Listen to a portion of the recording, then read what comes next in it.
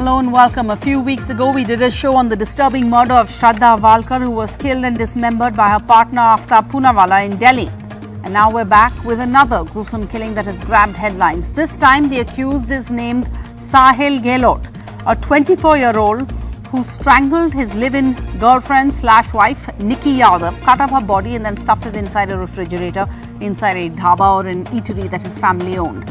Now, according to the Delhi police, Sahil and Nikki had married in 2020. Now, as gory details of this crime circulates on social media, it's brought the focus squarely back on gender-based violence in India, especially intimate partner violence. We have Parul Bhandari. She's a sociologist at the University of Cambridge. She's the author of Matchmaking in Middle Class India, Beyond Arranged and Love Marriage, and she has another book coming out on love and intimacy in India. We have Alok Lal, former DGP of Uttarakhand, the author of Murder in the By-Lanes. Dr. Sandeep Govil joining us in studio here, senior consultant psychiatry at Max Hospital, Abha Singh, advocate and social activist, and Shiba Aslam Fehmi, who is an author, a journalist, a research scholar, an Islamic feminist scholar also. Parul Bhandari, I want to talk to you, ask you first, you're writing a book, and I'm assuming you're researching this book on love and intimacy in India. In that context, the past few weeks, you've had the Nikki Yadav murder case. You've had this Mumbai Megha murder case where she's murdered by her partner. Again, body stuffed under the bed, something like that. Shraddha Walkar's case, body parts kept in a fridge, disposed of in a jungle. How has all of this framed your narrative when you talk about intimacy in your forthcoming book? Right. Thank you, Sarah. So one of the main things that I've been working on for a while now, for almost a decade, is that a lot of relationships that occur before marriage are something that slips through everybody's eyes in terms of accountability. Yeah. So people think that, these are college sweethearts or teenage love stories, and therefore we don't have to look into them.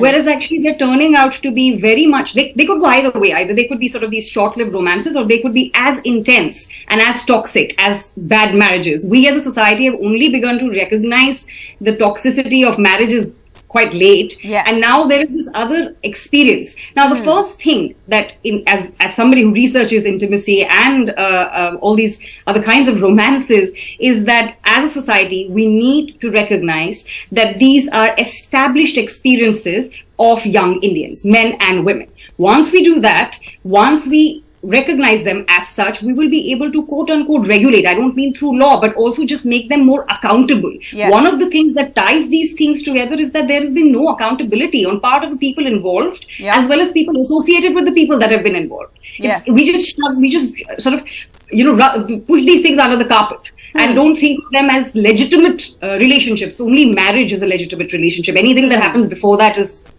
well, the Supreme Court is now starting to recognize, and they've said they recognize live-in relationships, but is Indian society ready for that? I think that's also what you're saying. As young Indians, many seem to be moving into a quote-unquote modern world, but somehow we still seem to have the same age-old mentality. Dr. Govil, I want to ask you to comment on the fact that, there seems to be a thread that runs through these three murders at least. The fact that you have men who have murdered their intimate partners and within hours or days seem to be with other women, because you had one man who got engaged hours later. You have another man who, Aftab, was seeing other women who he met online. I think he even brought a young woman home to his apartment while he still hadn't disposed of all of, the body parts. But as Parul Bhandari says, there doesn't seem to be a legitimacy to this relationship, that he is, or these guys at least, seem to be able to just move on within hours. Basically, this shows the high tendency of narcissism and the lack of the remorse and lack of empathy in the relationship. So they just been into a narcissistic self-love, which made them to use the person till they want it. After that, whether this person is required, not required, the empathy, the social boundaries, whether it's a legitimate or illegitimate relationship, that's hardly matter. Yeah. But the lack of concern for the girl and the family and the love and care they must have shared for so many years, that shows that how unemotional they are. But the their intelligence, their narcissism, their soft skills made them to be working and developing new relationship and following the societal routines like getting married to the family's choice girl, or doing whatever I am wanting. I want to see another girl, I am seeing that. So that shows that the society is turning towards self driven model. It's me and lack of connection with the partner. Whether what about everyone talks about the role of the media, the role of movies. I think Aftab was said to have watched Dexter. I think that's what he told the authorities who were investigating this case, and he claims to have drawn some inspiration from Dexter. But I mean, I've watched Dexter, many other people have watched Dexter. We're not carrying out gruesome crimes against our intimate partners or our domestic partners. The media has a special role because, see, after Drishyam 1, if there was the same story, somebody tried to do that, but they forget that the police in the movie is different, and real police and real intelligence and vigilance is different. So same crime he did, and even these people think that probably this gentleman made this mistake and we will be out by these laws. So they are intelligent enough to read law, and Mr. Aftab was also asking that he will read book of law and try to defend himself. So that shows that they have a tendency that they will learn and try to find out some flaws by which they can escape. But this is not a movie. Yeah, that's what one must appreciate. It's not a movie. But Shiva Aslam Femi, there is a danger over the media coverage that we saw of the Aftab case, for example, right? The fact that everybody wanted to highlight the fact that he's Muslim. By that, we are doing a huge disservice to the nationwide problem of violence against women that women across the board, no matter what your religion is, what your caste is, what your class is, are facing. Exactly. If you allow such kind of discourse to become commonplace in society, then you are allowing the criminals that you are allowed to perform the crimes with the people or to the person if she is from your own creed or from your own caste or from your own region or family. So this is a kind of protection we are providing to the criminals who think that otherwise also they have an extreme sense of privilege and entitlement that they can get away with these kind of crimes. Even in those cases where women have raised voices, you remember the case of Vinish Phogat, you remember the case of that lady in the Onyx society, or the Chinmayanand victim. All these people, they raised the issue, and just because they were not coming from another side, the sense of entitlement in the criminal and their side was so strong. The Mr. Tyagi even called for us panchayat also, caste panchayat also, after misbehaving on camera. So there is a sense of entitlement in personal relationships. I have to say that the toxicity, the alienation, and the duality, the hypocrisy of being goody with the parents also, performing all the traditional roles, as well as having enjoying the fruits of modernity in the privacy of their urban solitude. So this is something that India is going through a big transition, where one foot is in 18th century, another one is in 23rd century. Yes. So the postmodernity and feudalism goes hands in hand, and that is one of the reasons that I see. Parul Bhandari, Parul Bhandari, come in over here. I think Shiva Aslam Femi has touched upon a really fascinating point, right? She talks about the hypocrisy. Now, if you look at Aftab, he appears to be a modern, woke man in a live-in relationship with his girlfriend in Delhi. And if you look him up online, I mean, I would have probably swiped right. He's a food blogger, he's an animal lover, he's an environmentalist, even an LGBTQ ally on social media. Now, but in this sense, I'm asking if it's the women who are actually more empowered, because women do have to take on more to be in a live-in relationship, for example. And again, this is just anecdotal. I'm wondering if the fact that the women are more empowered and demanding of these men, whether it was marriage in the Shraddha Walkar's case, whether in this case, Nikki's case, it was that, he has to stand up to his parents and he cannot marry somebody else, that led them to being murdered in the end.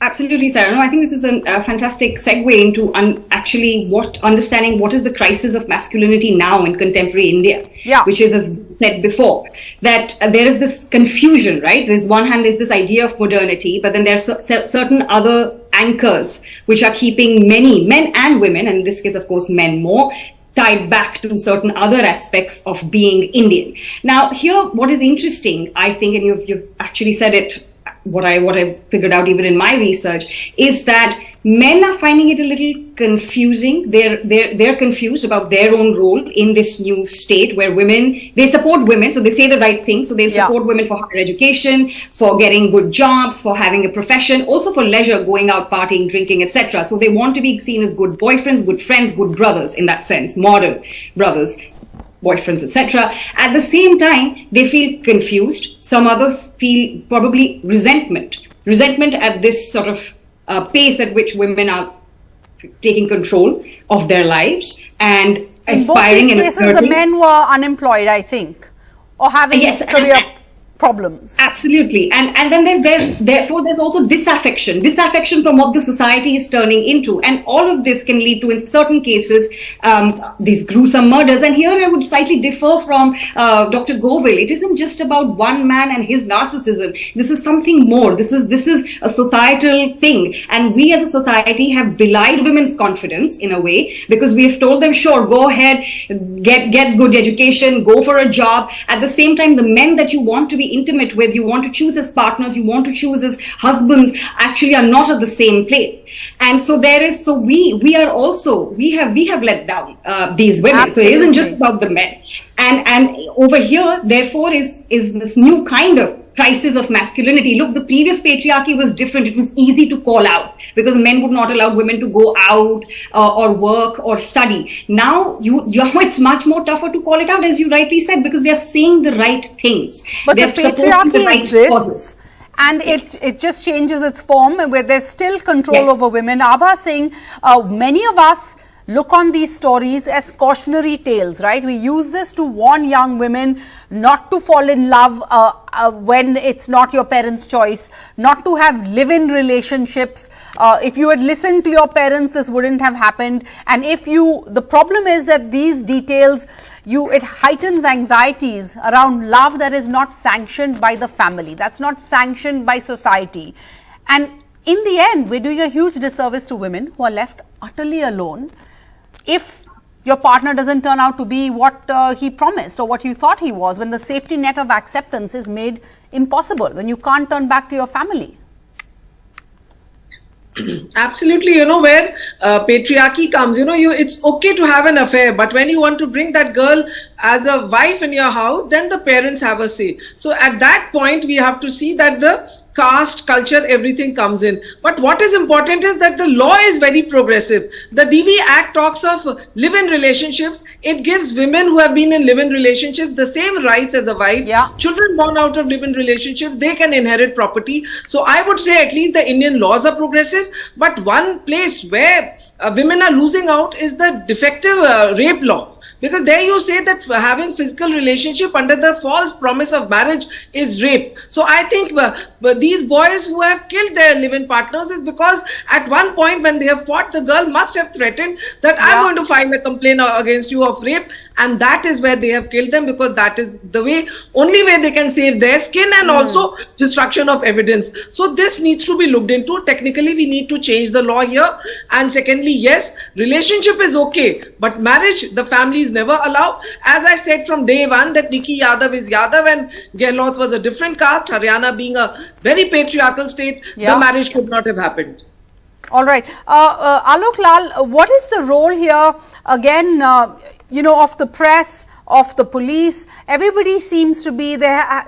Some attempts to frame these incidents as cases of, insanity or extraordinary monstrosity, right? These guys are mentally unstable, or they're sick, or they're narcissists, or it's like individual. Is that really the case? You've been in the field and you've seen all sorts of gruesome crimes. Where would you stand on, the trend of crimes that we're seeing against intimate partner violence recently? The trends of crime have to be understood in the context of today's society. We see more women coming into intimate relationships outside marriage now, because for one thing, the age of marriage has gone up now. Earlier 20s was perhaps the time when women would get married. Now it has been pushed up to close to 30 or maybe 30 plus also. So there is a longer period of an adult during which there is no marriage, but intimate relationships do come in. So the interaction between men and women has gone up for this reason. Marriage does provide certain safeguards for the women, which an intimate relationship outside marriage does not. Even though law accepts that it is right for adults to live together if they want to live together, it's fine. And they would have the same rights as somebody who's married, is what the Supreme Court has said. The rights have been provided, but look at the society. The society is still not in a position to accept that kind of relationship to the extent that what they call the more legitimate relationship of marriage.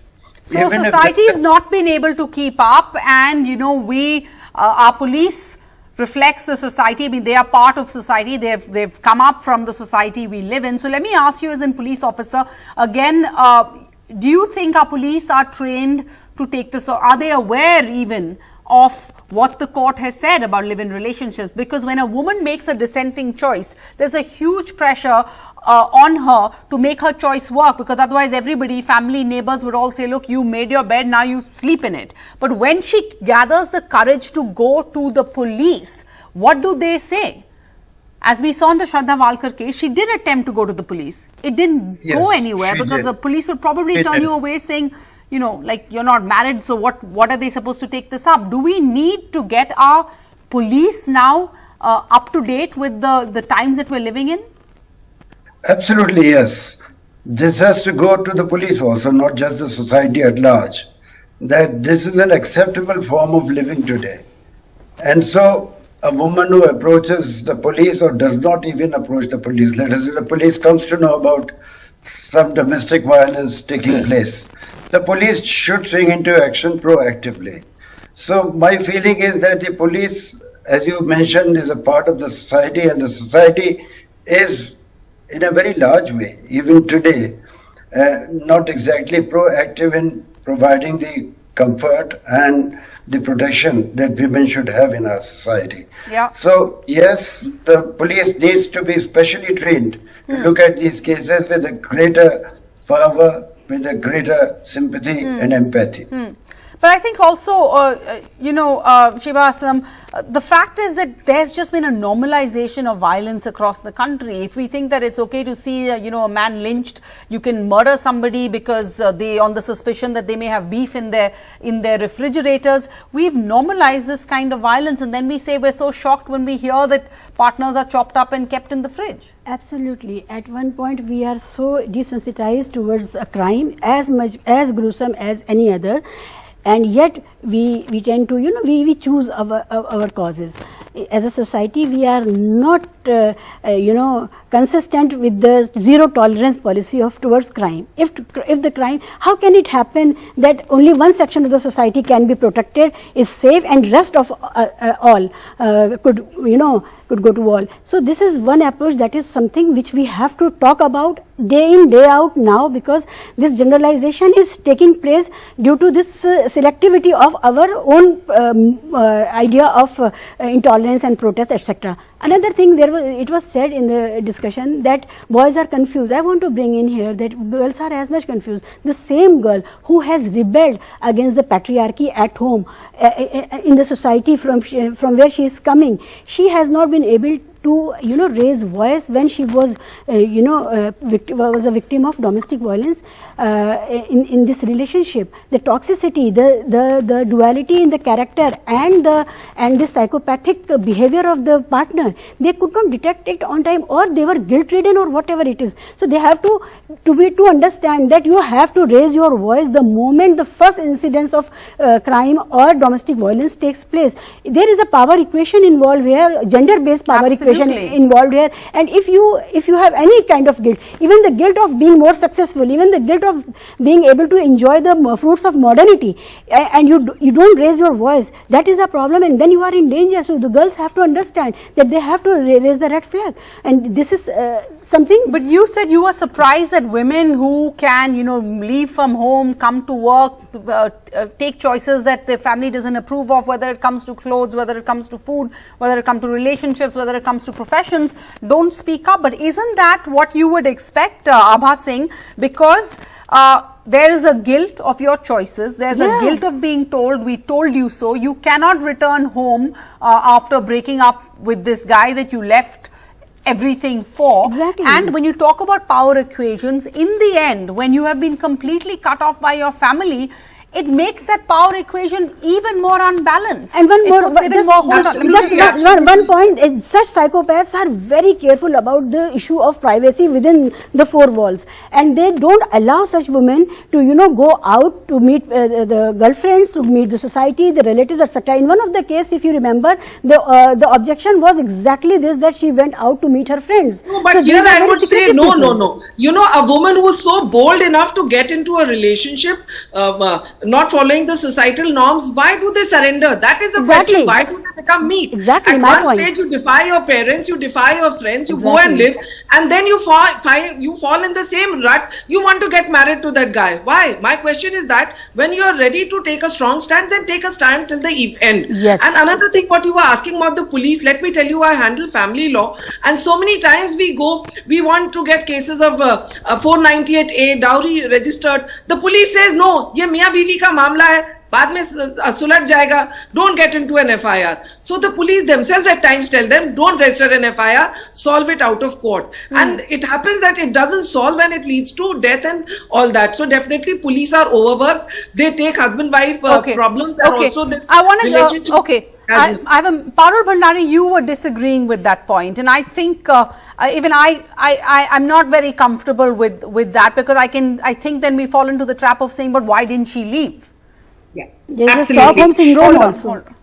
Absolutely. So this is one of my pet peeves about this, because again, as I said, it isn't just about the woman, why didn't she leave? Why didn't she have the capacity to leave? I think this is a very reductive way of looking at it, because as you have already insinuated, we are constantly making women doubt their choices, right? And I call this the guilt and burden, the burden of choice and the guilt of modernity. That she is supposed to, she's saying, okay, now I made this choice, I have to make it work. In fact, a lot of scholarship on so-called love marriages versus arranged marriages also makes this point, that people who have chosen love marriages find it far more difficult to carry on in these marriages, even when they turn toxic, than those in arranged marriages, because they're constantly made to say, look, you've done this now you handle this. Yes. So women also want to make it work. Now, so it isn't just about, therefore, this one woman who's been bold enough to take this choice.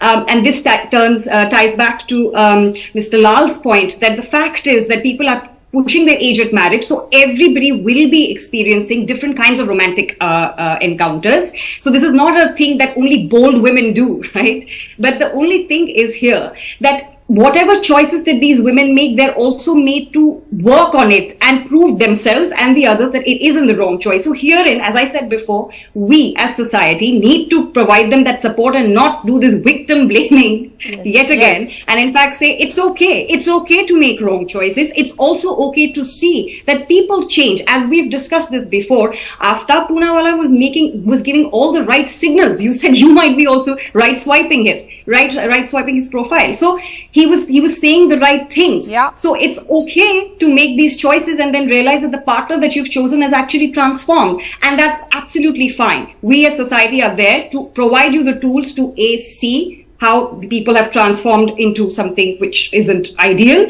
or to equip you to look for those red flags. And no matter which phase that you are in that relationship, before marriage, right, a day before marriage or after marriage, you should not feel guilty about that choice and be able to walk out without being. As a society, we should not be pressurizing them or adding to the pressure of making their choices work. If, as you find out down the road, as you're saying, maybe your partner's change, he's not what he had claimed to be. But thank you all. This is an important discussion. We're going to continue to focus on the story and stories of violence against women. Thank you for your time. Thank you for joining us. Thank you for being part of this conversation.